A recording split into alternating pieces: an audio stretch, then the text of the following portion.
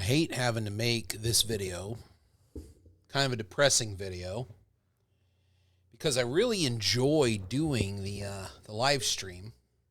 Remember the live stream on the presidential debate, the CNN, June 27th?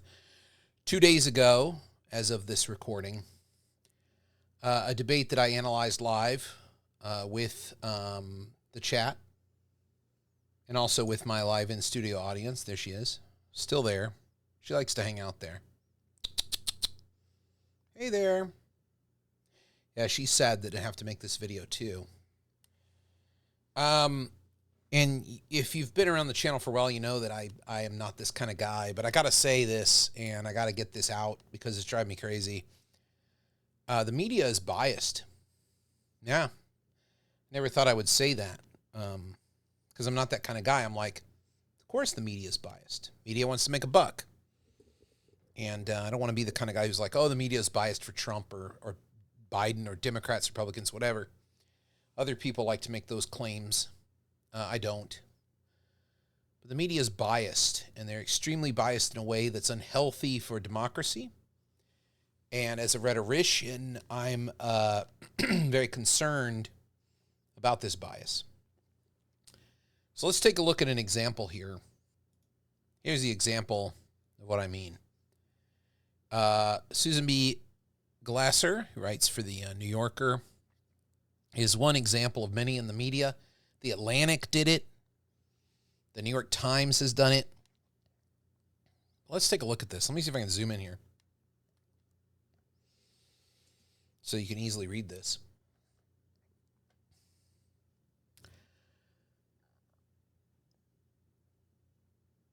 She's analyzing the debate and said that Biden struggled. He was unclear and struggled, and it was agonizing.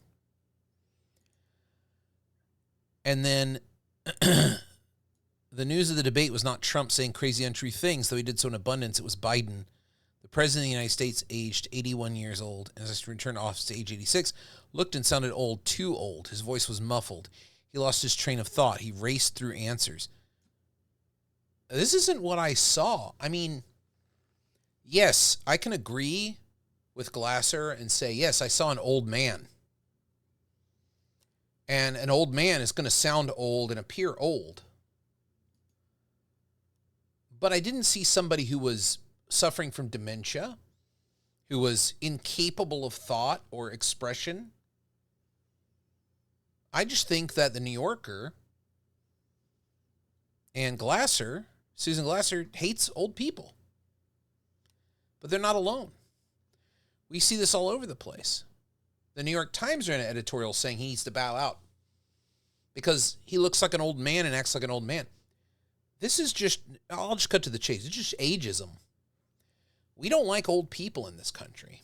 We don't like old. We don't like these reminders that we're going to become them.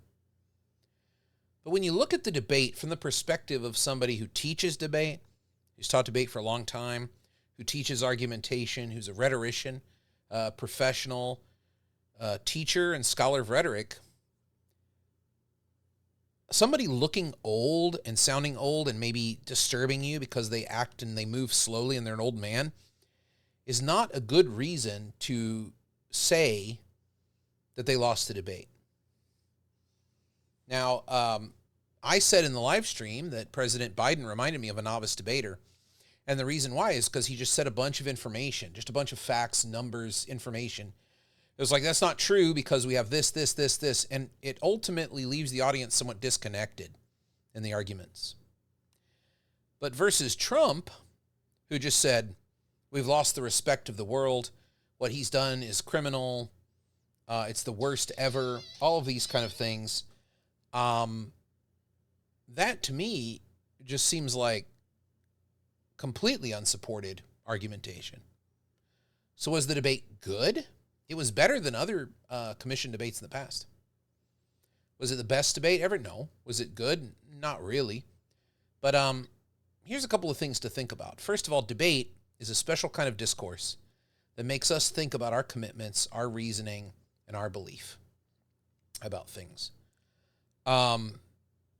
It should make us think differently than our preferences in other places. So we can watch Joe Biden and Donald Trump give campaign speeches, do interviews, and we can say, I don't personally like them. I don't like them. They don't seem presidential to me. But debate is a necessary counterbalance. It's like eating a balanced diet. It's where we put aside that and we look to what they've said and how it connects internally and externally.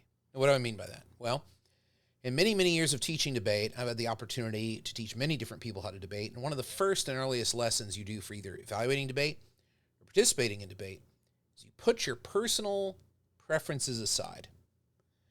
And you're looking at the claim, the explanation or the reasoning of why that claim is true or right, and the evidence. So you say what you think is the thing that everybody should do. That's the goal. Then you explain how you got there or why you think it's right. And then you offer the evidence, which is a generalized thing. The reasoning can be your own personal kind of internal reasoning. The evidence, whatever that might be, an example, story, a narrative, stats, numbers, whatever. Evidence is a big category. It can mean a lot of things. There's no we tend to only think of scientific empirical evidence as the only form of evidence. Not true. Lots of forms of evidence out there that there can be. But that's a different video. But in this one, the evidence should be the common ground. The reasoning is how I look at that common ground, and the claim is my conclusion. So I'm taking you on a journey with me. Donald Trump didn't do that. Joe Biden didn't do that. But Joe Biden didn't disqualify himself from being president any more than Donald Trump did in the terms of debate. But the media is not evaluating this based on that basic rule of debate, which is how well did they make connections internally and externally? If I was evaluating it, I would say that although Donald Trump is very entertaining and he got a lot of credit for not being a crazy ranting lunatic, Joe Biden had examples that could be verified. We can go and look up and see if his Veterans Act really did what he said it did. We can go and look up and see if his Medicare funding really did what it said. We can look that stuff up. We can look up and see what the funding for Ukraine looks like. But when Donald Trump says something, it's just a disaster and the whole world doesn't respect us. Where's the common ground here for me to side with Donald Trump? Where is that connection? If I already believe Donald Trump is good, then I'm going to support that. But if I need extra, I need a connection, he's got to give an example or something like that. So that's a difference that I think the media is not looking at. Secondly, as a country, we have no idea how to evaluate a debate or why we even have a debate. We don't have it. We rely on it for everything. When were you taught in school how to evaluate a debate? Well, it has to be factual. We don't often debate things that are factual, do we? We debate about what we should be doing. What should the plan be? Secondly, think about the last time you had a debate about the past.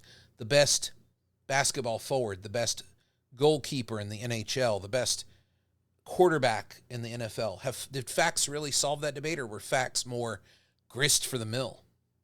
More things to turn over and evaluate, more things to say something about. Facts usually are grounding to say more. They create more discourse. They don't shut discourse down.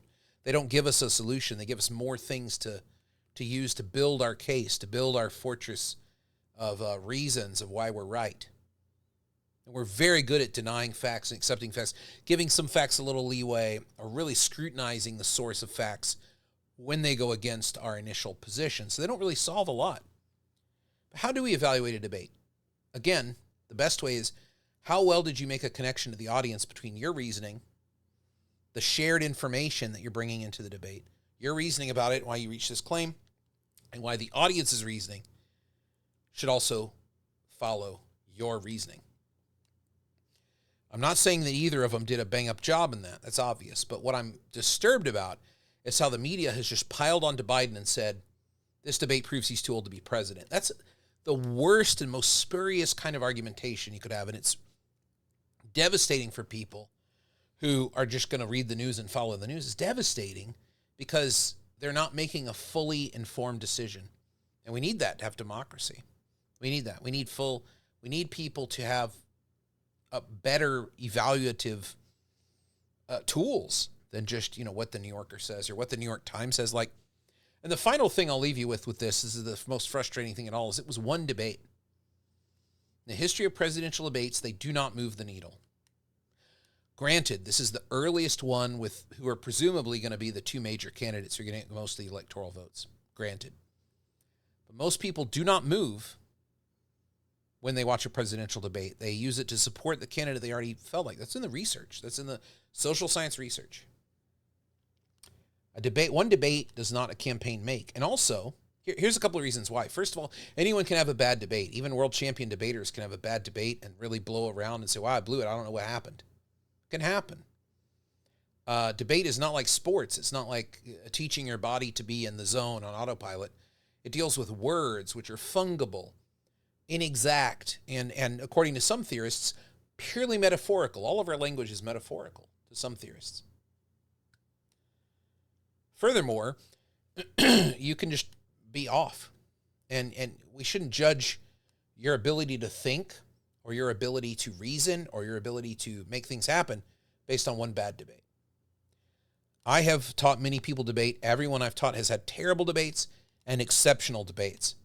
And the goal is to try to figure out how to always have an exceptional debate, which keeps it lively, challenging, and interesting for people. That's why debate is so interesting and so life-affirming and life-changing for junior high school students and college students all over the world who participate in debate activities. It's a great thing.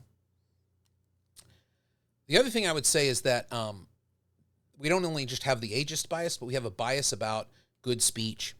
And we imagine that a good debater has to be witty, on top of everything, oratorically beautiful and brilliant, and move us with every speech. This is a fantasy. If you go look at first-hand accounts of the Lincoln-Douglas debates, that's not what Lincoln was like. He was a shrill speaker. He enjoyed interacting with hecklers and trying to drag them when they would drag him. He had a shrill voice, and he paused a lot. It wasn't what we see in movies. That's the most frustrating thing, I think, is that we expect our leaders in debate to be the most oratorically gifted and brilliant people.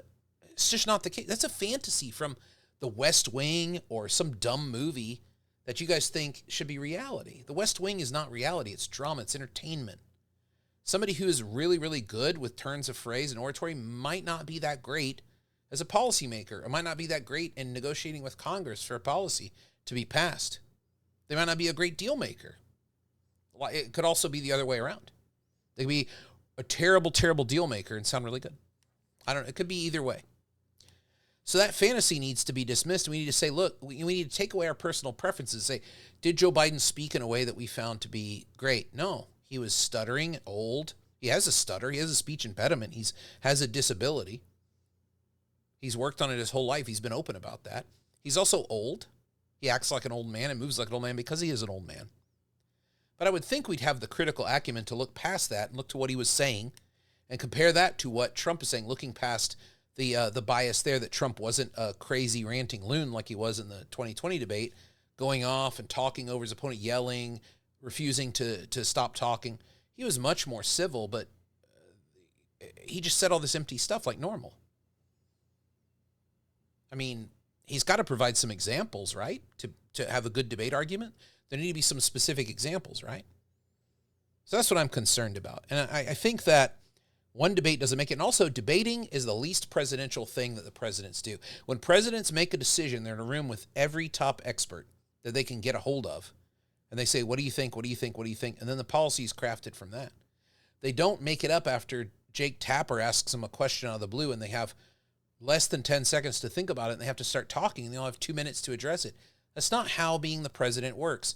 Hours and hours upon meetings, hours and hours of policy briefings and documents that are read by groups of people who discuss what they mean, and questions are asked and there's a back and forth on everything from the economy, Medicare. I mean, if you're the president and you're asked a question about Medicare, of course you're going to fumble a bit because there's so much data. And as Richard Nixon pointed out, who did one of the very first the first televised presidential debate, one of the first presidential debates in the country in 1960, refused to debate again because he said, look, once you're the president or vice president, you have this access to top secret material. You kind of forget what that might be, and it might come out and threaten the country. So he didn't debate after that. Richard Nixon said that. So that's all I really wanted to get off my chest. I'm very disturbed by the ageism in the press. I'm very disturbed about how a debate could mean so much. It's one debate, people. Coming from somebody who spent their whole life studying debate and argument and rhetoric, It's one debate, people. It's not something we should judge who the candidate is based on. We should say that was a bad debate. He could have done a better job explaining things. But in the context of that debate, against what Trump did, it was not that bad. From the debate point of view, he had all three elements: claim, reasoning, evidence. Donald Trump had claim, reasoning. He didn't offer that common set of data very often that we could go for. He just said everybody knows. Well, that's not a very good debate argument. That may be something you believe, and that's fine if you believe that. It's fine if you have the evidence to believe that. But in a debate, again, we have to table all of that and say who did the better debating. And debating it's an important thing because it shows us how they think and what they think of us. Everything a debater says is meant to persuade the audience to get them on their side. That means we can look at it and determine how they think about how we think. What do they think is going to move us? So it is important. But it's one debate. Why is the New York Times saying that Joe Biden should step down? That makes no sense to me. It's like, this is just the most mind-blowing debate reaction. I could have never predicted all of this. And it's the New Yorker, the Atlantic, the New York Times, everybody, NBC, everybody is saying that Joe Biden should step down. It's one debate. If I taught like that, if I taught debate like that, then students do one debate, they fail the course. They fail out of college. That's what you're saying. You're saying one bad debate in a debate class means you fail out of college. That's the equivalent of what they're saying. That's not it. Let's look at the whole picture. Debate is important, but it's not everything. And doing a bad job in debate for the media means not being some kind of like West Wing actor in a debate episode, giving some brilliant speech off the cuff with sweeping music. That's a fantasy. Debate never looks like that and never feels like that. It's always a bit gritty, and it's always a bit not to be expectations, because debate necessarily is separate from other discourses we have in democratic society, so that we can look at those three-part connections. That's the essential part. We can have other discourses. We can have persuasion. We have a campaign speech. We have interviews. Those all have their own rhetorical sensibilities. Debate should be separate and should be judged in its own way, just to give us that balance in democracy we need to make sure we're really have everything. So if Joe Biden screws up all the debates and is really terrible, maybe you have a case. But even then, it's like 3 debates versus policy record versus how they can work with Congress. Everything is important. So don't judge who you're going to vote for based on debate. Use it as a part of how you're evaluating it, but make sure you do it correctly on debate's terms. No journalist has been trained in debate unless they tell you they have. They're looking at it as a way of getting you to read and click on their stories and watch their videos. That's what they're doing. They're trying to make news happen. They're not trying to make sense of a debate the way a scholar would. Before we go, I do want to look at one example of this, and I can't believe I'm actually doing this. But Todd Graham, who usually I don't like his stuff, actually gave one of the better responses to the debate on CNN. Todd Graham is a debate coach at SIU, or he was a debate coach at Southern Illinois University. He always writes for CNN, and I usually make fun of his opinion. I mean, the grades and stuff, not great, but I mean, it's very important to note that he splits it into substance and presentation, which is at least a little bit better than the New York Times, the Atlantic, and the New Yorker, who are just like, Biden appeared old. It's the most biased way to look at a debate you could possibly have, and it's based on really, really bad. It would be like racism, ageism, ableism, all those things tied together. It's really bad. Biden had a D and an F minus, so he said they both failed. But this is important here. He's like, playing into stereotypes and criticisms, Biden had a worse night than Trump, but neither would get my vote based on this debate. I don't know how you would do that, Todd. Would you just not decide? Because, he comes from that tradition of competitive debate like me. But this is an important part, playing into stereotypes and criticisms. How do you avoid that? Like, that's on us. That's on the audience. We can't say, oh, I don't like old people. I mean, as a country, we kind of say that. Look at how we support them. Look how we do it. Not every old person is a sundown person. Not every old person has dementia. Not every old person has Alzheimer's. Not every old person is senile. They're acting old, but that's a fallacy on our part to correlate Biden's slow speech, his slow mannerisms, with a slowness of mental ability. His slow walking, his stepping down really slow, that's just being old. Mentally, I mean, he seems like he has good recall of information. I'm not saying that you have to vote for him. Maybe you prefer Trump's policies. That's fine. That's a different debate. That's a different issue. What I'm saying in this video is you cannot say that someone shouldn't be the candidate because they had one bad debate, and that bad debate was because they appeared to be an old man, which they are. I would think we'd have higher standards of that in our national media when dealing with debates in a democracy, but maybe we don't. Anyway, it was the most frustrating thing. I hope you enjoyed the live stream. This is incredibly frustrating. I might make another video if the media keeps spinning this way, but it's just mind-blowingly terrible the way the media has responded to this debate.